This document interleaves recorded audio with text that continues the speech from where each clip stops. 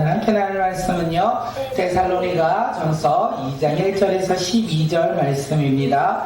데살로니가 전서 2장 1절에서 12절 제가 먼저 읽겠습니다. 형제들아, 우리가 너희 가운데 들어간 것이 헛되지 않는 줄을 너희가 친히 아나니, 너희가 아는 바와 같이 우리가 먼저 빌립보에서 고난과 능력을 당하였으나 우리 하나님을 믿어 많은 싸움 중에 하나님의 복음을 너희에게 전하였구나. 우리의 겉면은 간사함이나 부정에서 난 것이 아니요 속임수로 하는 것도 아니라 오직 하나님께 옳게 여기심을 입어 복음을 위탁받았으니 우리가 이와 같이 말하는 사람을 기쁘게 하려 함이 아니요 오직 우리 마음을 감찰하시는 하나님을 기쁘시게 하려 함이라. 너희도 알거니와 우리가 아무 때에도 아첨하는 말이나 탐심의 탈을 쓰지 아니하는 것을 하나님이 증언하시느니라. 우와, 우리는 너희에게서든지 다른 이에게서든지 다른 사람에게서는 영광을 구하지 아니하였느라. 우리는 그리스도의 사도로서 마땅히 권위를 주장할 수 있으나 도리어 너희 가운데서 유순한 자가 되어 유모가 자기 자녀를 기름을 같이 하였으니 우리가 이같이 너희를 사모하여 하나님의 복음뿐 아니라 우리의 목숨까지도 너희에게 주기를 기뻐하는 너희가 우리의 사랑하는 자 됨이라. 형제들아, 우리의 수고와 애쓴 것을 너희가 기억하리니 너희 아무에게도 배를 끼치지 아니하려고 밤낮으로 일하면서 너희에게 하나님의 복음을 전하였노라. 우리가 너희 믿는 자들을 향하여 어떻게 거룩하고 옳고 흠없이 행하였는지에 대하여 너희가 증인이요 하나님도 그러하시도다. 너희도 아는 바와 같이 우리가 너희 각 사람에게 아버지가 자기 자녀에게 하듯 권면하고 위로하고 경계하노니, 이는 너희를 부르사 자기 나라와 영광에 이르게 하시는 하나님께 합당히 행하게 하려 함이라. 아멘. 예, 오늘 말씀의 제목은요, 데살로니가 성도를 사랑한 사도 바울이에요. 사도 바울이 어디에 있는 성도를 사랑하였다? 데살로니가 교회에 있는 성도들을 사랑하였다. 오늘 보면은 이 사도 바울의 사랑의 편지가 아닐까 생각되어집니다. 오늘 말씀을 통하여 데살로니가 성도를 사랑한 사도 바울의 마음이 과연 어떤 마음인지 우리 함께 말씀 나누도록 하겠습니다. 사도 바울이요, 선교 여행을 3번에 걸쳐서 나갑니다.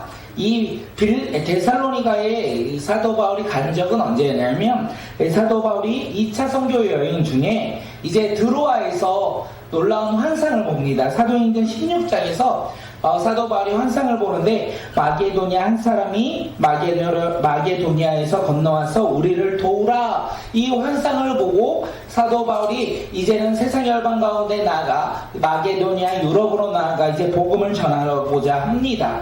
예, 하나님께서 자신들을 부르셨다. 이 환상을 통하여 사도 바울은 하나님의 부르심, 유럽을 향한 세상 열방을 향한 그 부르심을 확신하였고, 마게도니아로 넘어가서 이제 빌립보에서 가장 먼저 복음을 전하였고, 그 다음은 데살로니가 그리고 베라에서 복음을 전하는 내용으로 우리가 사도행전 16장에서부터 이어지는 선교 여행을 함께 예전에 나눴습니다. 그리고 이 데살로니가 교회에서 사도 바울이 복음을 전하고 이제 그들의 이야기를 듣고 편지를 쓰는 게 데살로니가 전서랑 후서의 이야기입니다. 사도 바울은요, 빌립보로 갔습니다. 마게도니아 환상을 통하여 빌립보에 나아가 그곳에서 복음을 전했어요. 그런데 환상을 보고 그곳에 나아가 복음을 전할 때 좋고 기쁘고 행복한 일만 가득했던 것이 아니라, 오늘 2절을 보아하니까 빌립보에서 복음을 전할 때 어떤 일을 겪었냐? 고난과 능력을 당하였다, 이렇게 이야기해요. 사도 바울은 복음을 전할 때 고난과 능력을 당하였어요. 그런데 그는 거기서 포기하지 아니하고 고난을 받고 능력을 당할지라도 하나님 안에서 담대하게 복음을 전하였다. 오늘 성경은 그렇게 이야기합니다. 사도 바울이 힘든 상황 속에서도 복음을 전한 이유, 어려운 상황 속에서 그가 복음을 전하지 아니하고 도망간 것이 아니라 복음을 전하며 그들에게 예수 그리스도의 복된 소식을 전한 이유가 무엇일까요? 오늘 본문에서 우리에게 이야기해요. 사도 바울은 사람을 기쁘게 하는 것이 아니라 그의 삶의 목적은 누구를 기쁘게 하는 것? 하나님을 기쁘게 하는 거. 그래서 고난을 받을지라도 어려움과 환난을 받을지라도 그곳에서 누구를 전한다? 하나님을 전하며 복음을 전하는 삶을 살았다라고 이야기하는 거예요. 사도 바울의 삶의 목적은 누구를 기쁘게 한다? 하나님을 기쁘게 한다라는 것을 이 데살로니가 말씀에서 그가 작성하고 있다라는 거예요. 그는 빌립보에서 누구를 만나든지 빌립보 지역에서 어디를 가든지 헛된 것을 전하지 아니하고 아첨하는 말을 하지 아니하고 탐욕을 부리지 아니하고 그가 누구만을 전하였다? 하나님만을 전하였다. 오늘 이 데살로니가 전서에서 사도 바울은 우리에게 이야기해요. 나는 하나님만 기쁘게 하는 삶을 살았기에 언제나 누구를 만나든지 하나님만 전하였다. 복음만을 전하였다. 오늘 우리의 삶은 무엇을 기대하며 살아가는 삶입니까? 우리는 무엇의 삶의 목적을 두고 살아가고 계십니까? 우리 가정을 꾸리고 살아가다 보니 우리 가정 가운데 하나님의 즐거움과 복된 소식을 가지고 가정이 행복한 것을 우리가 꿈꿀 때가 참 많이 있어요. 우리 다음 세대 자녀들이 정말 건강하게 자라고 지혜롭게 자라서 하나님이 주신 꿈을 감당하는 믿음의 세대로 자라나길 소망합니다. 우리가 그런 기대와 목적을 가지고 우리 가정 가운데에서도 우리가 열심히 행하는 모습이 있습니다. 그런데 우리가 잊지 않아야 되는 것은 하나님보다 자녀가 우선순위가 되면 안 된다는 거예요. 우리 가정 가운데서도 자녀의 잘됨보다는 하나님께서 우리 가정 가운데 주신 비전을 먼저 바라보고 우리 다음 세대 자녀들이요 하나님이 주신 꿈을 바라보며 살아가는 믿음의 세대가 될 수 있도록 우리가 우리 다음 세대 자녀들 가운데 복음을 전하고 가르치는 믿음의 자녀들이 되길 간절히 소망합니다. 우리 가정 가운데 하나님만을 소망하며 살아가는 주님의 자녀들이 되길 간절히 소망합니다. 우리 가정 가운데는 누구만을 고백하며 살아가는 가정이 되어야 된다고요? 예수님만 고백하고 예수님만 전하는 가정이 되길 간절히 소망합니다. 예수님만 고백하는 가정 쉬울까요? 어려울까요?